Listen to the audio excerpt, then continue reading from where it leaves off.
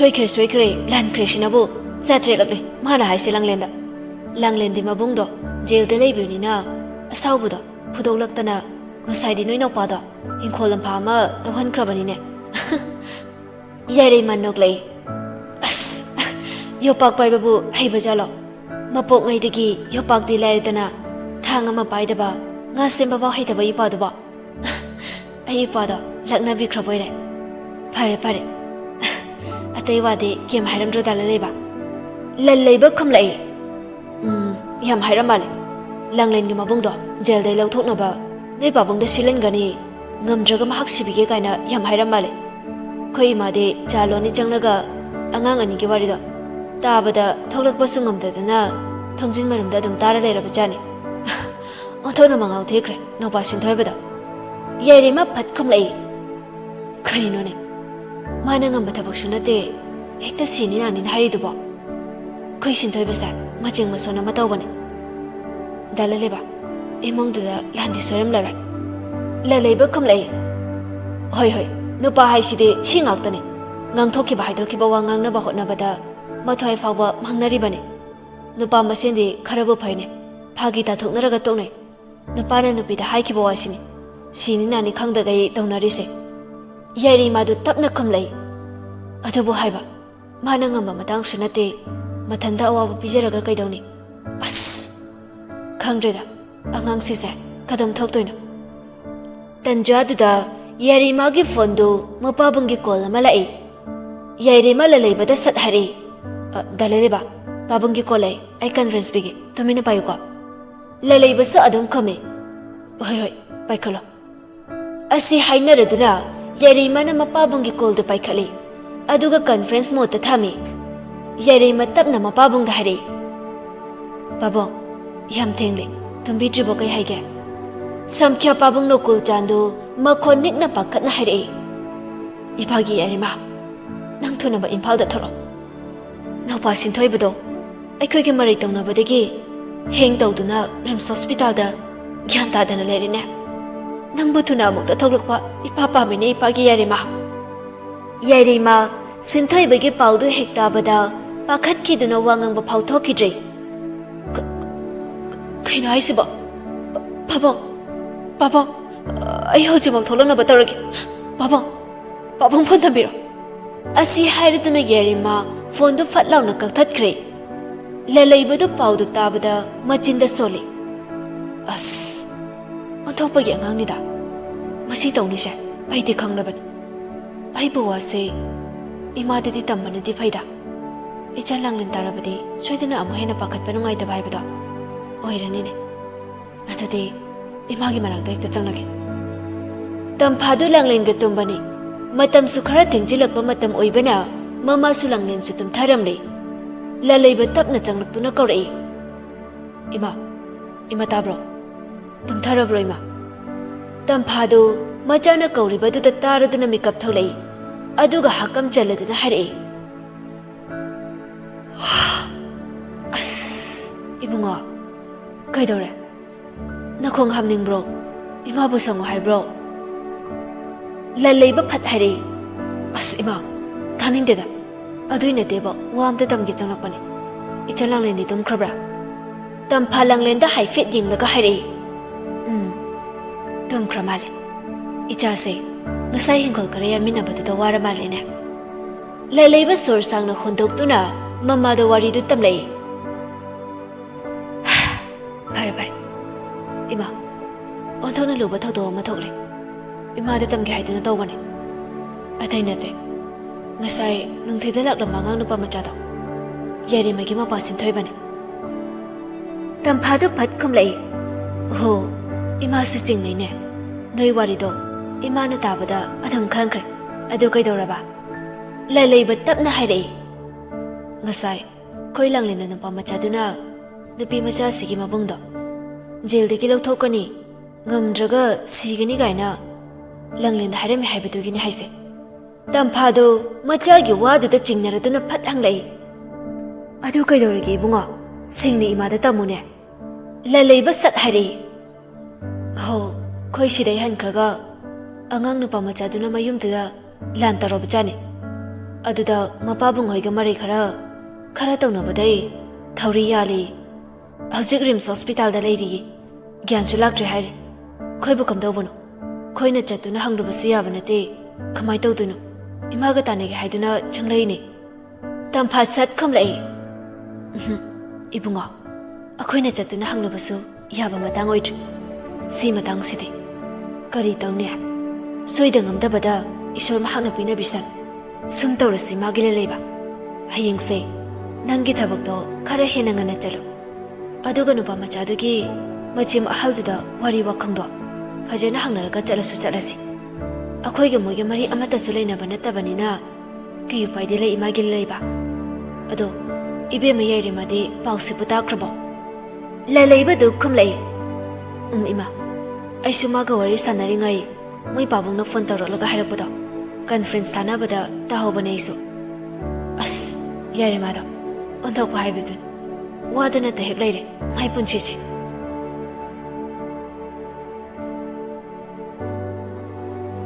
langlen tumba makti nate babung saklaba lalaibaga mama saklebi mama tampagana sanari bawari do tumina mamit ushinduna tabani sinthoi bagi paudu taba mikopta langlen du ningam daba awaba gi nungjauna magok thaktu da taraktuna chaina lising pirare mamit ki pisu ising ichaugum thingjaba ngamjada ningol oibigi molangdo pumlup lupa makai cholakli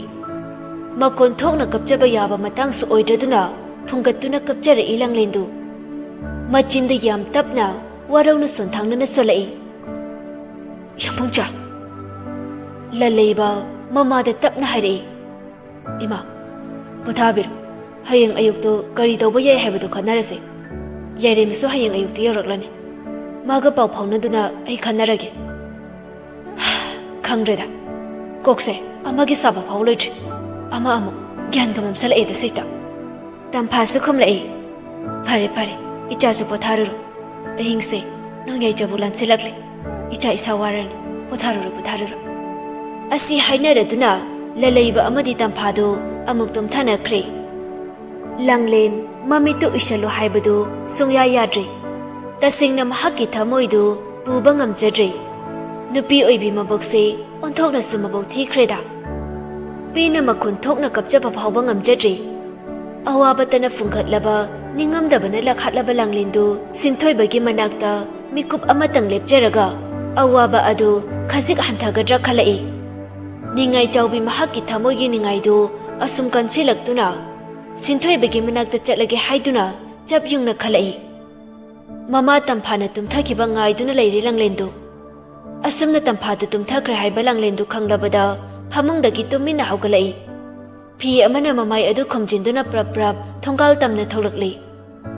asumna lambida mathanta aki akhang poktana chenja chattuna sangakpham bazar faudi yor ilanglendu ayuki potyon bi puthok pushin tauba auto driver ama thengnaduna langlenbu rims hospital gi gate fawba yausalai aduga prap changsilaklaga hospital gi counter du da phamlamba duty tawramba sister adu da hangjarai sister aduna taglakpadagi sinthoi bana leiribadu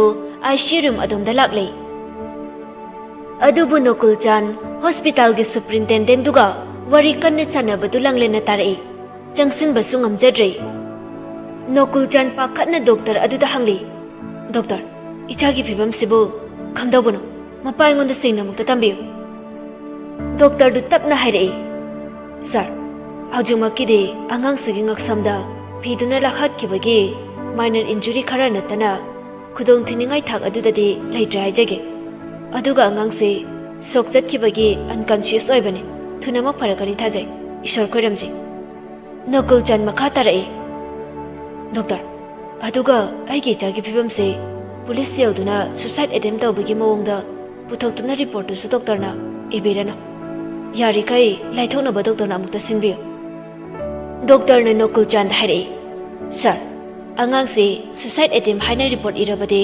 police na IPC section 309 gi matungina jail da chahi ama faulebagi punishment aduga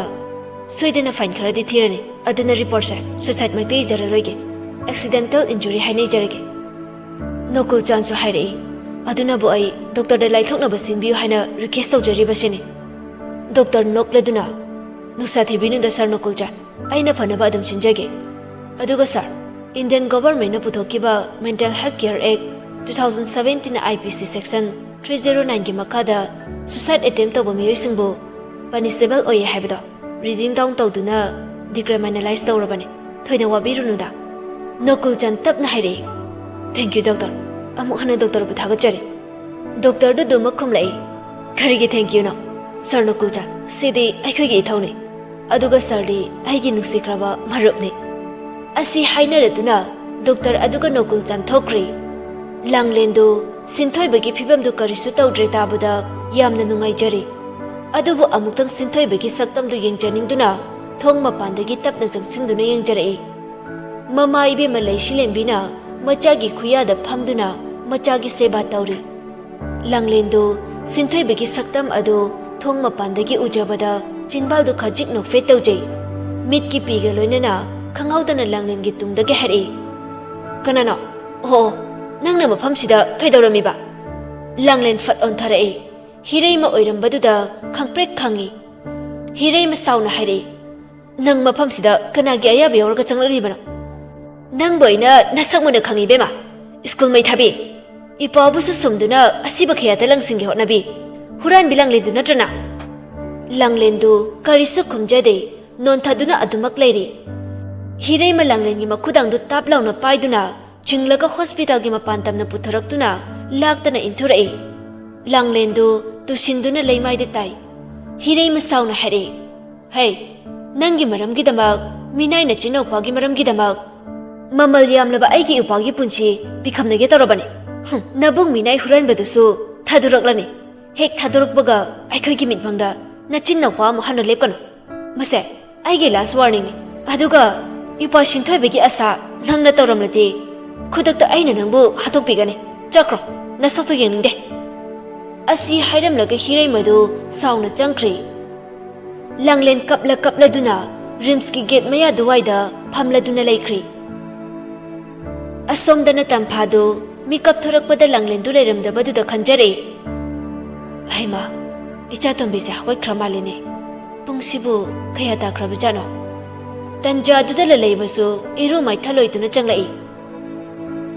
तंफा मचादा हरे लैबा इमा से ngarang खरा थेंगबनरा करिनो makeup से खरा थेंग्रे नचंदो हगोइख्रा मालेना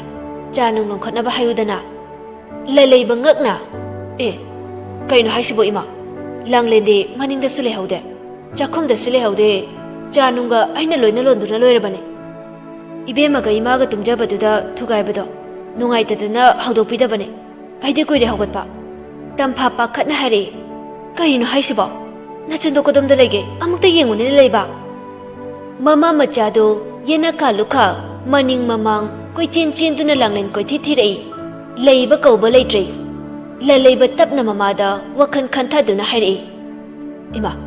लांगलेंदु सोइदना hospital दा चलमगने तंफा ngakna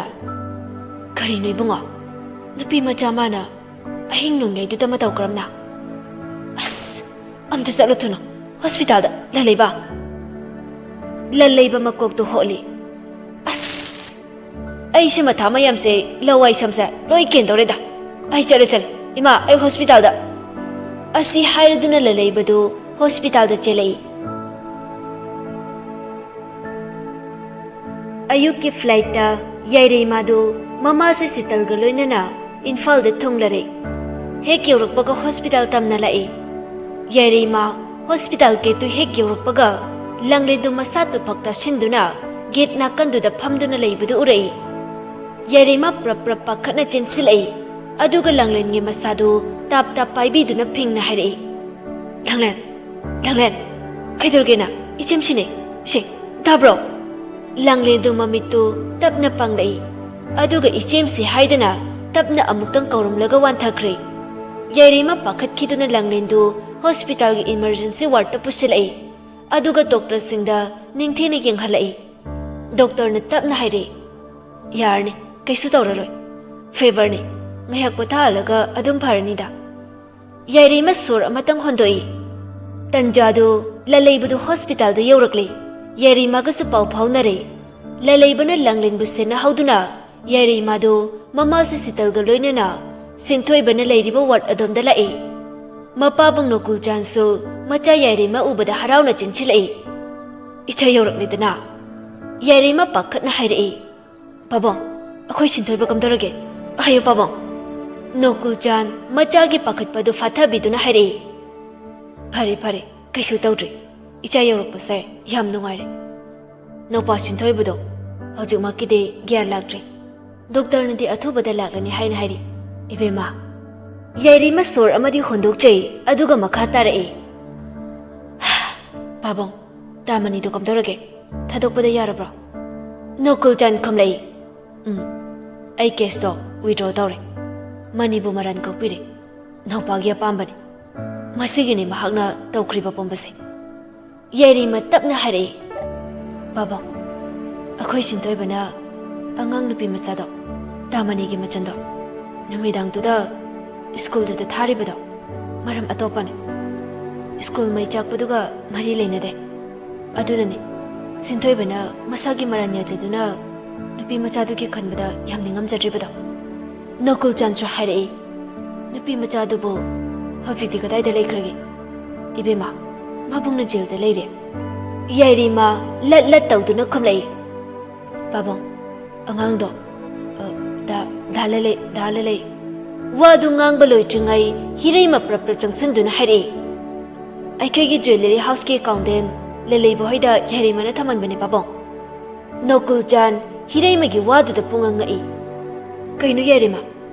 karigi nangna lelei boida langlen bu thamniba. Lelei boga nangana matau karamna. Hiraima tanja chaduna mahaki chance laurai. Pabong,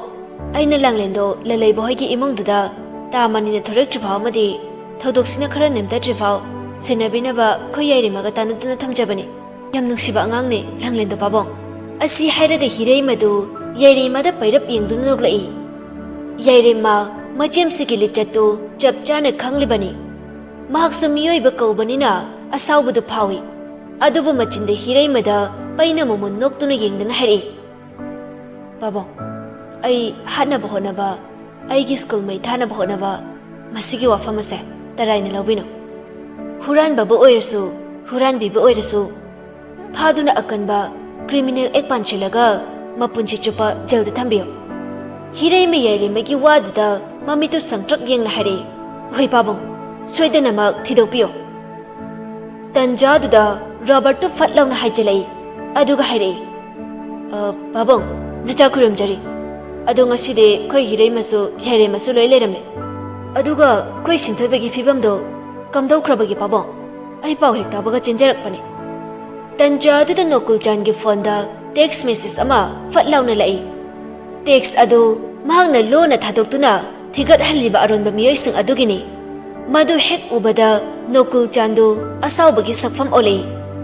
Adubu mikupta asawbadu momon minokto onthoklaga Robert yam chinglemna marau leiba wangang da hanglai. Robert, ichala idana.